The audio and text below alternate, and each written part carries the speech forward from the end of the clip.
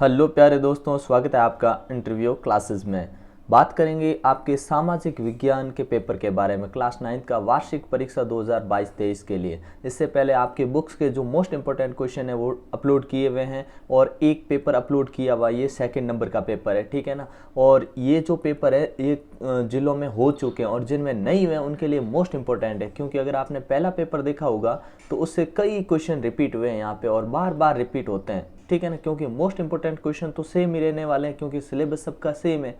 तो यहाँ से क्वेश्चन 100% आपके एग्जाम में आपको मिलेंगे। और बेहतरीन ढंग से तैयारी करने के लिए आप चैनल से जुड़ जाइए। यहाँ पे हर ऑथेंटिक न्यूज़ आपको मिलेगी और कंप्लीट सोल्यूशन इस पेपर का मिल जाएगा। चलिए स्टार्ट करते हैं इसका कंप्लीट सोल्यूशन।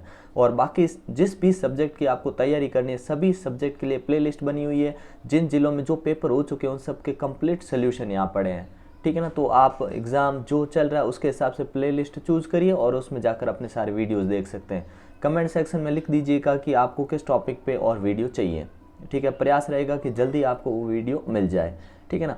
अब देखते हैं अपने इसके क्वेश्चन आंसर। पहला क्वेश्चन क्या पूछा हमसे कि एक स्थलीय भाग जो 3 ओर से समंदर से घिरा होता है। तो ये मोस्ट इंपॉर्टेंट क्वेश्चन, क्योंकि ये क्वेश्चन पिछले पेपर में भी था और जो हमने इंपॉर्टेंट क्वेश्चन किए उनमें भी ये था। प्रायद्वीप कहते हैं, ठीक है, ऑप्शन बी। फिर है पूर्वी घाट का सर्वोच्च शिखर, तो ये है महेंद्रगिरी, ठीक है। वुलर झील निम्नलिखित में से किस राज्य में स्थित है? तो वो किस राज्य में स्थित है? तो हम कहेंगे वो है जम्मू कश्मीर में। कहाँ है? जम्मू कश्मीर में। भारत में फ्रांसीसी क्रांति के महत्व का उल्लेख किस व्यक्ति ने किया था? तो ये किया था अपने राजा राम मोहन राय ने। ऑप्शन अ करेक्ट होगा, ठीक है। वीडियो पसंद आए तो लाइक ज़रूर करिएगा, दोस्तों के साथ शेयर ज़रूर करें, ठीक है ना। अगला है इंपीरियल फॉरेस्ट रिसर्च इंस्टीट्यूट की स्थापना कहाँ हुई थी? तो ये हुई थी देहरादून में। कहाँ हुई थी? देहरादून में। नेक्स्ट क्वेश्चन देखते हैं अपना। महाराष्ट्र का एक जाना माना चरवाहा समुदाय, तो वो है धंगर, ठीक है ना, ध्यान रखिएगा। अगला है भारत के प्रथम राष्ट्रपति कौन थे? तो ये दो क्वेश्चन बहुत इजी पूछे हैं कि राजेंद्र प्रसाद, प्रथम प्रधानमंत्री, तो ये जवाहरलाल नेहरू, ठीक है ना। अगला प्रश्न देखते हैं। यंग इंडिया पत्रिका किसने लिखी? तो ये लिखी महात्मा गांधी ने। अगला प्रश्न देखते हैं। गरीबी हटाओ का नारा कौन से लोकसभा चुनाव में दिया गया था? तो ये लोकसभा चुनाव थे अपने 5वें, ठीक है ना, और 1971 में हुए थे। तब इंदिरा गांधी ने नारा दिया था गरीबी हटाओ और विपक्षियों ने दिया था इंदिरा हटाओ, ठीक है ना। और इंदिरा गांधी ने इस चुनाव में सफलता हासिल की थी। आगे देखते हैं अगला क्वेश्चन। जो आपके यहाँ खाली जगह शुरू होती हैं जो कि आपके डेड नंबर की है, ठीक है ना। ये एग्ज़ाम के हिसाब से मतलब जिस जिले में उसमें थोड़ा चेंज भी हो सकता है एक नंबर की दे दे, ठीक है ना। लेकिन पैटर्न बिल्कुल यही रहना और क्वेश्चन लगभग यहीं से मिलेंगे आपको, क्योंकि इंपॉर्टेंट क्वेश्चन जो होते हैं सभी सेम ही होते हैं इंपॉर्टेंट क्वेश्चन, तो ठीक है, चाहे वो किसी भी जिले में आए हो। और कोई भी शिक्षा विभाग वाला फ़ोन करके नहीं पूछेगा कि आपने बीकानेर में कौन सा पेपर दिया, कौन से सवाल दिए। क्वेश्चन तो रिपीट होने हैं, तय है, ठीक है ना। चलिए देखते हैं। पहली खाली जगह 14 जुलाई 1779 की सुबह नगर में आतंक का माहौल था। कौन से नगर में? तो आप कहोगे पेरिस में था। कहाँ था? पेरिस, ठीक है ना। इंपॉर्टेंट क्वेश्चन है इसलिए इनको पूरा वीडियो देखिएगा ताकि आपके कोई क्वेश्चन मिस नहीं हो, आपको पता लग जाए। सभी क्वेश्चंस के आंसर यहाँ पे मिलेंगे, ठीक है। अगला देखिए। नेपोलियन बोनापार्ट ने खुद को खाली जगह का सम्राट, नेपोलियन बोनापार्ट ने खुद को कहाँ का सम्राट घोषित किया था? खुद को सम्राट कहाँ का घोषित किया था नेपोलियन बोनापार्ट में? 1804 में किया था। और कहाँ का किया था ये आप कमेंट सेक्शन में लिखेंगे, ठीक है, नेपोलियन बोनापार्ट को। अगला देखिए, डेट मैंने बता दी है, ठीक है ना। आगे पूछा है रूस में संपन्न किसान को क्या कहा जाता था? तो कुलक। क्या? कुलक, ये याद रखिएगा, ये पिछले पेपर में भी था। फिर है 3 मांगों को लेनिन की खाली जगह के नाम से जाना जाता है, तो वो कहते हैं हम थीसिस। क्या कहते हैं? थीसिस, ठीक है ना, थीसिस, ध्यान रखिएगा। अगला प्रश्न देखिए। हिटलर खाली जगह को दुनिया का सबसे ताकतवर देश बनाने को कटिबद्ध था। हिटलर कौन से देश को? तो हिटलर चाहता था कि जर्मनी दुनिया का सबसे ताकतवर देश बने। कौन सा देश? जर्मनी, क्योंकि हिटलर कहाँ का था? जर्मनी का था। अगला देखिए। नाची यूथ लीग का गठन कब हुआ था? तो ये हुआ था 1922 में। कब हुआ था? 1922 में। ये मोस्ट इंपॉर्टेंट क्वेश्चन है, ध्यान रखिएगा। और ये जो क्वेश्चन पूछे जाते हैं कमेंट सेक्शन में ज़रूर लिखिए ताकि हमें भी ये लगे कि हाँ आप पूरी तरह से हमसे जुड़े हुए हैं, ठीक है ना। अगला सवाल है। 28 वर्ष तक जेल में कैद रहने के बाद आप जानते हैं 28 साल तक कौन रहे थे, लगभग 27-28 साल तक जेल में रहे थे अपने नेल्सन मंडेला। ठीक है, उन्होंने कौन सा देश आज़ाद किया, तो उन्होंने देश आज़ाद करवाया था दक्षिणी अफ्रीका, ठीक है ना, साउथ अफ्रीका। अगला देखिए, संविधान सभा की पहली बैठक ये हुई थी 9 दिसंबर को, 9 दिसंबर 1946 को, और दूसरी कब हुई थी, जस्ट इसके 2 दिन बाद 11 दिसंबर। ठीक है, 2 दिन बाद क्या, 11 दिसंबर को अगली बैठक हुई थी 1946 को। ठीक है ना। अगला देखते हैं, अरब सागर और बंगाल की खाड़ी में स्थित द्वीप समूह के नाम बताइए। तो देखिए, अरब सागर के अंदर कौन सा है, तो अरब सागर के अंदर है लक्षद्वीप, और बंगाल की खाड़ी में कौन सा है, तो बंगाल की खाड़ी में अंडमान एंड निकोबार। ठीक है ना। अगला प्रश्न देखते हैं क्या पूछा गया है, उन देशों के नाम बताइए जो क्षेत्रफल में भारत से बड़े हैं। आप जानते हो भारत क्षेत्रफल में 7वें नंबर पे आता है, और इससे जो बड़े हैं वो 6 देश हैं।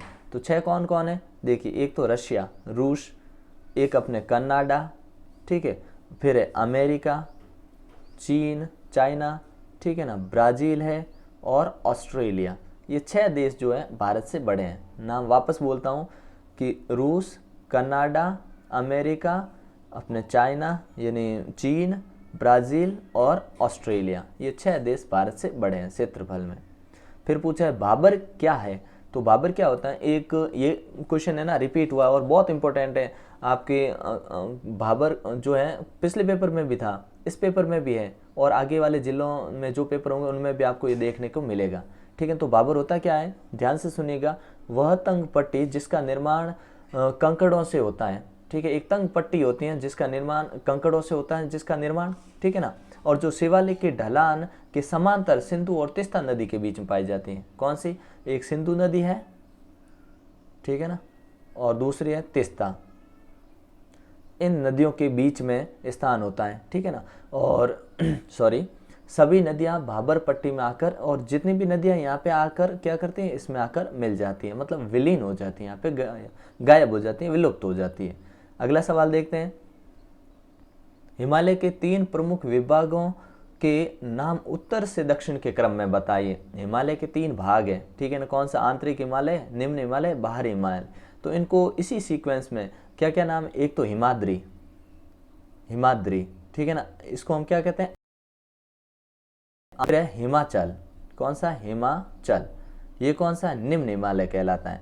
फिर है शिवालिक, कौन सा है, शिवालिक, और इसे कहते हैं बाहरी हिमालय। ठीक है ना, ये सीक्वेंस में हो गया एकदम। अगला है कि पूछा है हमसे कि जल विभाजक का कार्य क्या होता है, जल विभाजक का कार्य क्या होता है, और आपको ये भी बताना है कि जल विभाजक का एक उदाहरण भी दीजिए।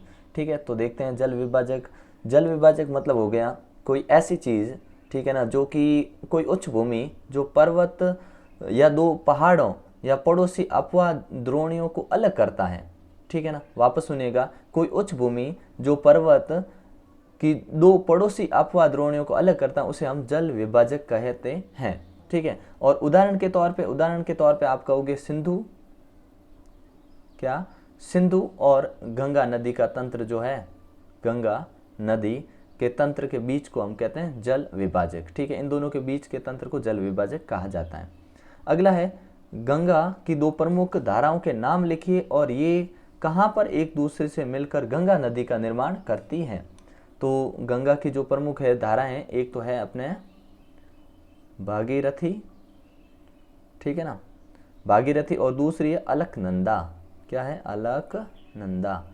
ठीक है ना, इन दोनों का ध्यान रखना। ये क्या है, 2 मुख्य धाराएं हैं, और ये मिलती कहाँ है, तो उत्तराखंड के प्रयागराज में मिलती है एक दूसरे से। ठीक है ना, कहाँ, उत्तराखंड,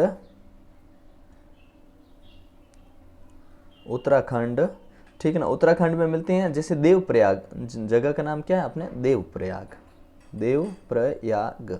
ठीक है ना। अगला क्वेश्चन देखते हैं, एक ही भूमि पर उत्पादन बढ़ाने के अलग अलग तरीके कौन से हैं। ये बहुत ही आसान है, इसको तो पढ़ने की भी जरूरत नहीं है।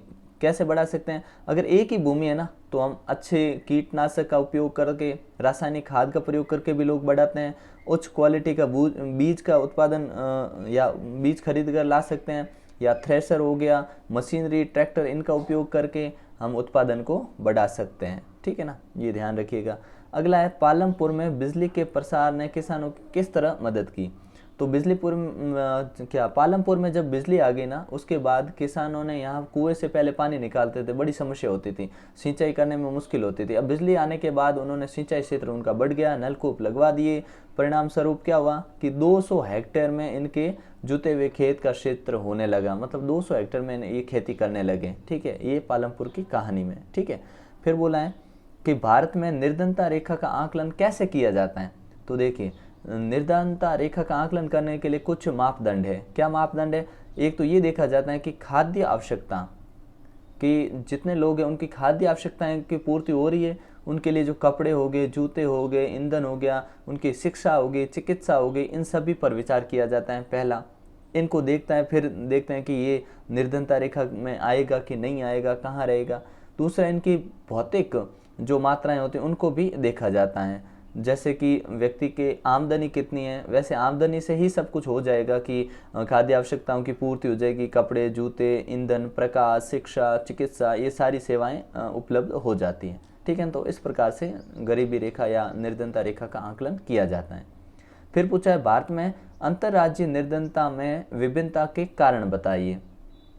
तो देखिए, पूछा है कि अंतर्राज्यीय मतलब राज्यों के अंदर ही निर्धनता अलग अलग क्यों है। तो इसका विशेष कारण है क्या है कि एक तो जितनी भी योजनाएं आती है सभी राज्यों में अलग अलग होती हैं, उनके हिसाब से होती हैं। ठीक है ना।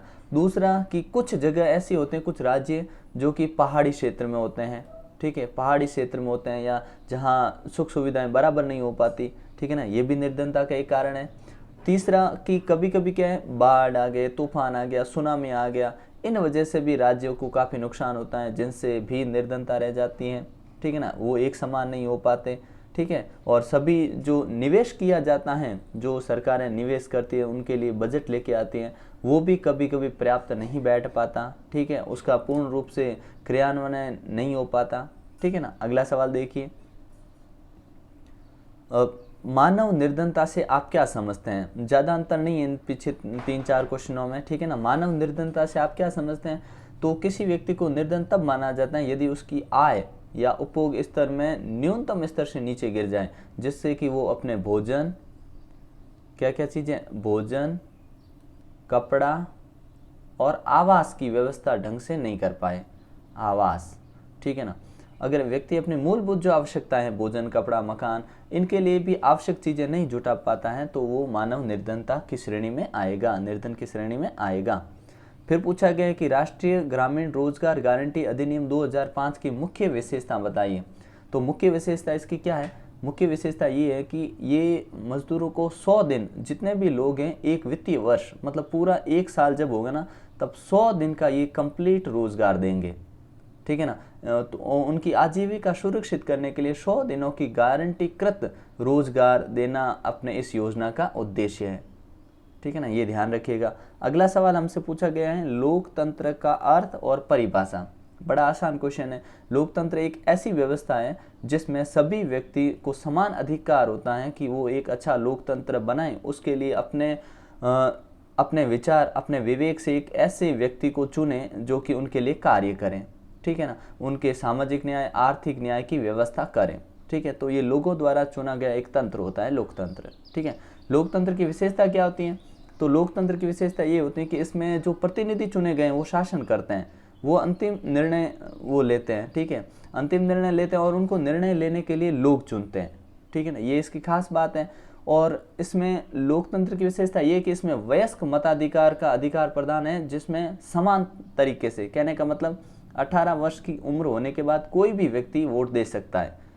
ठीक है ना, और अपने हिसाब से अपनी सरकार चुन सकता है। ये इसकी खास बात है। इसमें कभी भेदभाव नहीं किया जाता कौन किस जाति का है या कितना पढ़ा लिखा है या क्या इसका सामाजिक स्टेटस है, मतलब समाज में उसकी क्या स्थिति है, कभी नहीं देखा जाता। वोट देने का अधिकार होता है उसे। ठीक है, फिर बोला है, भारत में चुनाव क्यों लोकतांत्रिक है। तो लोकतांत्रिक चुनाव होने का एक विशेष रीज़न क्या है कि लोग आपस में विचार विमर्श करके अपने निर्णय लेते हैं। ठीक है, किंतु कभी कभी निर्णय आपसी सहमति नहीं बन पाती है। तो अगर लोकतंत्र नहीं हो तो आपसी सहमति बनने के बजाय यहाँ पे समय का अभाव, ज्ञान का अभाव, सभी लोग एक जैसे निर्णय भी नहीं ले पाते। तो उन सभी के लिए लोकतंत्र की व्यवस्था की गई है, जिसमें जिसकी मेजोरिटी ज़्यादा होगी, जिसका बहुमत ज़्यादा होगा, वो निर्णय लेगा। ठीक है ना, ये है लोकतंत्र की आवश्यकता। फिर है मतदान और मतगणना, ये तो बिना पढ़े भी आप लिख सकते हैं। मतदान मतलब किसी योग्य उम्मीदवार को, अपनी इच्छा से योग्य उम्मीदवार को चुनना, अपना मत देना, उसके पक्ष में वोट देना मतदान कहलाता है। और मतगणना क्या है, तो जब दिए गए वोट होते हैं उनकी गणना को मतगणना कहते हैं। फिर इंपॉर्टेंट क्वेश्चन है कि राष्ट्रपति के कार्य, तो राष्ट्रपति का सबसे पहला कार्य होता है कि ये प्रधानमंत्री की नियुक्ति करते हैं।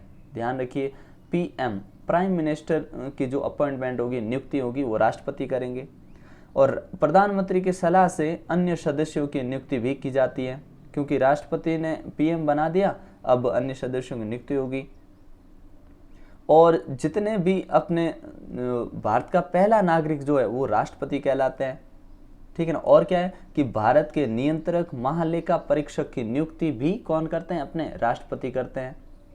सर्वोच्च और उच्च न्यायालय के मुख्य न्यायाधीशों की नियुक्ति, अपने हाई कोर्ट है, सुप्रीम कोर्ट है, उनके जो मुख्य न्यायाधीश होते हैं उनकी नियुक्ति भी राष्ट्रपति करते हैं। तो ये 4 कार्य राष्ट्रपति के याद रखिएगा, ठीक है ना। अगला देखते हैं, भारत में कितने प्रकार के न्यायालय हैं। तो भारत में 6 प्रकार के न्यायालय बताए गए हैं आपकी बुक में। कितने? 6। कौन सा? एक उच्चतम न्यायालय, दूसरा उच्च न्यायालय, तीसरा जिला या अधीनस्थ न्यायालय, फिर है चौथा ट्रिब्यूनल न्यायालय, फास्ट ट्रैक कोर्ट और लोक अदालत। ये 6 प्रकार के न्यायालय हैं, ठीक है। अगला देखिए कि राष्ट्रीय मानवाधिकार आयोग के कार्य लिखिए। तो मानवाधिकार आयोग, जो राष्ट्रीय मानवाधिकार आयोग है, ये क्या कार्य करता है।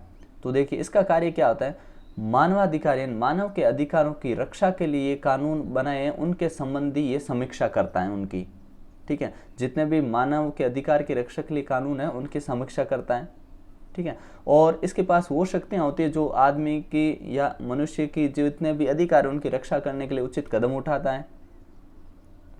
और किसी भी व्यक्ति के जो न्यायिक कार्रवाई होती है आरोपी के, उसके लिए उसमें हस्तक्षेप करता है, ठीक है ना। तो ये इसके कार्य लिख सकते हैं। भारतीय संविधान में दिए गए मौलिक अधिकारों के नाम बताइए।